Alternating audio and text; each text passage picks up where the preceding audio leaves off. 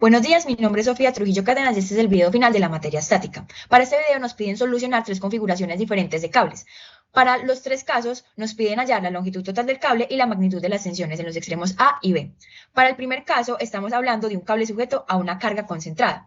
Aquí podemos ver en la imagen cómo el cable ACB está comprendido entre los dos postes y cómo el conductor eléctrico, es decir, la carga, está justo en el punto C.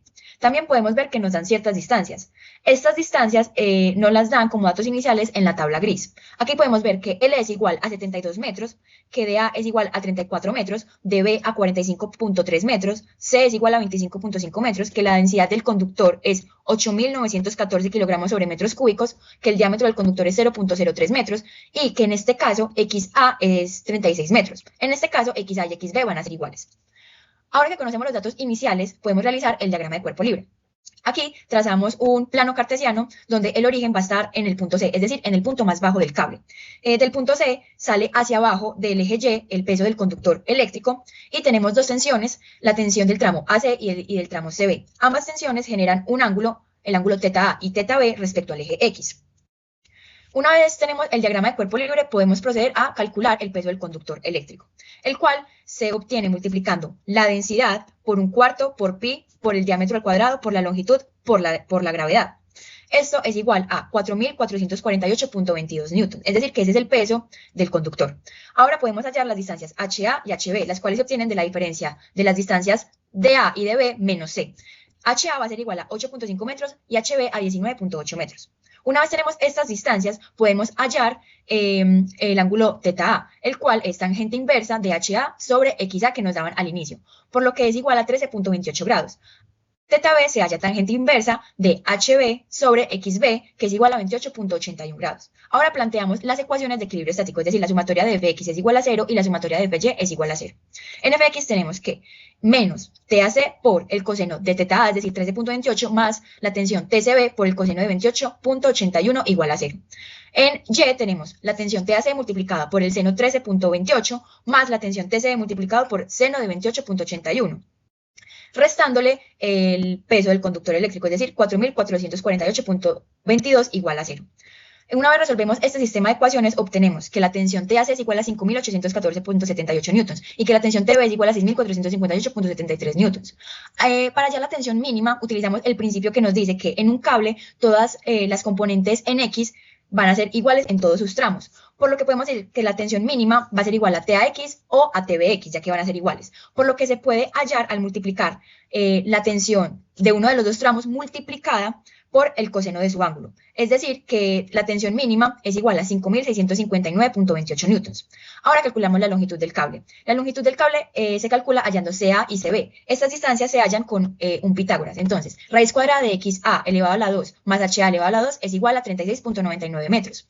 Y la raíz cuadrada de XB elevado a la 2 más HB elevado a la 2 es igual a 41.09 metros. Al sumar estas dos distancias tenemos que la longitud del cable es de 78.08 metros.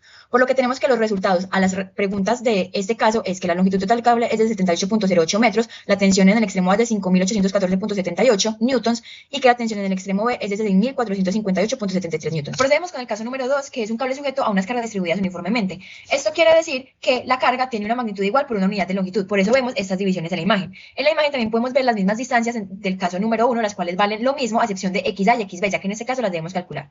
Para plantear los diagramas de cuerpo libre lo dividimos por tramos. Entonces en el tramo AC y CB tenemos que la tensión mínima está ubicada en el punto C, la tensión TA está ubicada en el punto A y la tensión B está ubicada en el punto B. Ambas tienen su respectivo ángulo respecto a su componente en X. Tenemos la altura HA y HB. Tenemos que la distancia de C a A es SA y la distancia de C a B es SB.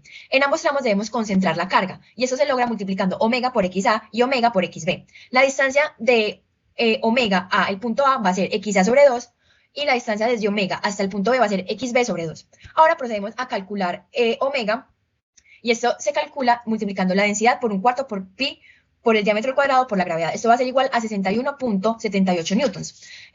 Ahora debemos hallar el peso, pero de todo el conductor eléctrico, y esto se logra multiplicando omega por la longitud total, que es igual a 72. Esto nos va a dar 4.448.22 newtons.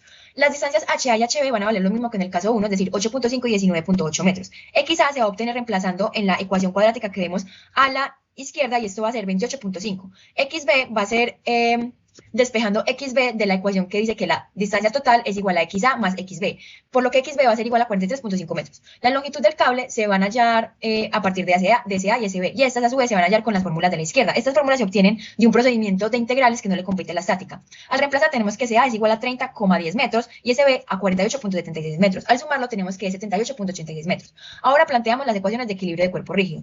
En el tramo AC hacemos una sumatoria de momentos en A y esto nos queda que la tensión mínima es igual a omega sobre 2 por HA multiplicado por XA a la 2. En sumatoria de fuerzas en X, pues nos queda que la tensión mínima va a ser igual a la componente en X y en la sumatoria en Y, al despejar a Y, tenemos que va a ser igual a omega por XA.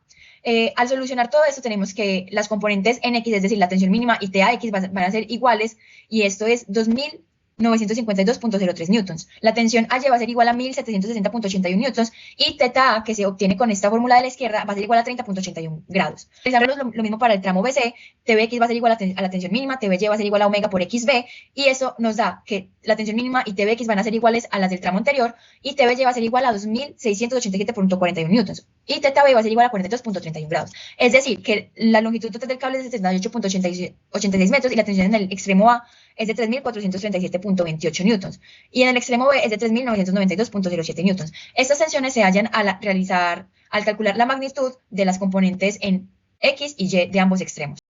En este último caso tenemos catenarias, es decir, no hay cargas externas, sino que solamente se considera el peso del conductor eléctrico. Tenemos las mismas instancias que los casos anteriores, a excepción de XA y XB que las debemos calcular. Para plantear los diagramas de cuerpo libre también lo dimos por tramos como en el caso anterior, pero aquí tenemos que tener ejes de referencia que nos van a permitir hallar la distancia K y las distancias YA y YB.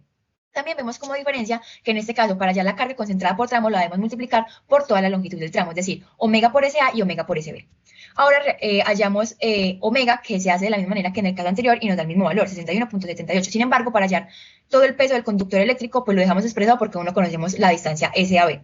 La distancia HA y HB van a ser iguales que en los casos anteriores, es decir, 8.5 y 19.8.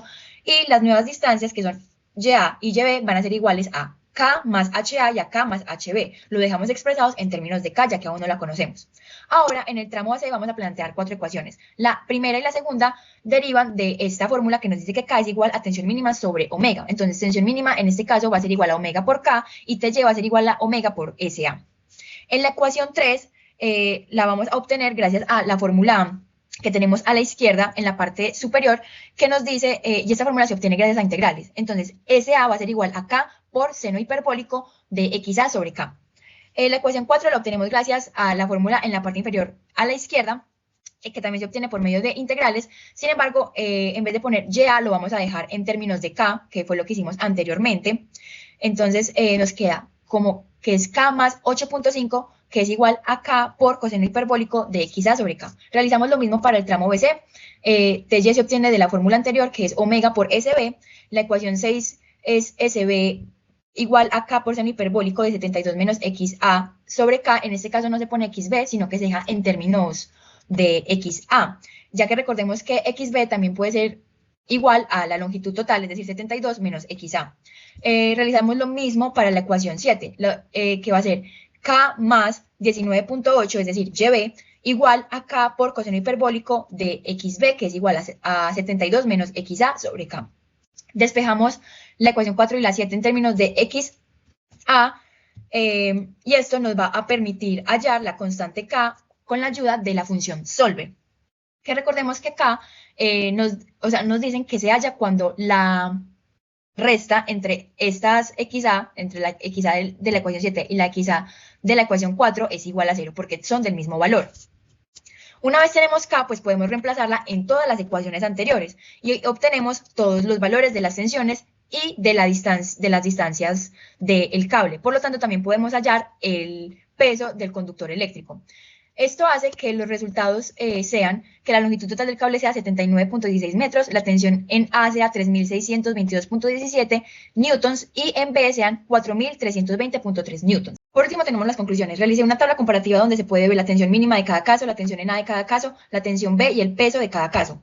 Entonces, tenemos como conclusión que siempre las componentes horizontales de un cable serán iguales en cada tramo, siempre y cuando haya una fuerza vertical. Esto es un principio que dije desde el caso número 1.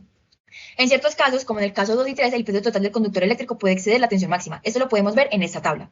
La tensión en el caso 1 es mayor que las demás, debido a que la carga se localiza en un solo punto. Esto es debido a que el caso 1 es una carga concentrada. También lo podemos ver en esta tabla. Ahora, las preguntas. ¿Qué diferencia hay entre cada caso? Cada caso comprende un tipo de carga diferente, por lo que sus ecuaciones y procedimientos difieren entre sí. Como dije, el primer caso es una carga concentrada, el segundo caso es una carga distribuida uniformemente y el tercero es una catenaria, por lo que tienen maneras de resolverse muy diferentes. ¿Qué caso sería mejor aplicar en la vida real? Cada caso tiene su propia aplicación, sin embargo, en términos generales, el más óptimo es la catenaria, ya que la única fuerza que sostiene es su propio peso, por lo que no necesita elementos adicionales para soportar cargas. Además, es el caso más económico. ¿En cuál caso es más probable que el cable falle? En el caso de cargas concentradas, ya que la fuerza se encuentra concentrada en un solo punto y es el que tiene mayores tensiones de los tres casos. Lo podemos ver en esta tabla. ¿Y cómo se podría tener una tensión menor si se da la posibilidad de cambiar las configuraciones de la altura de los pósters, logrando que las dos alturas sean iguales, ya que esto permitiría una mejor distribución de las cargas y que las tensiones en cada tramo del cable sean iguales?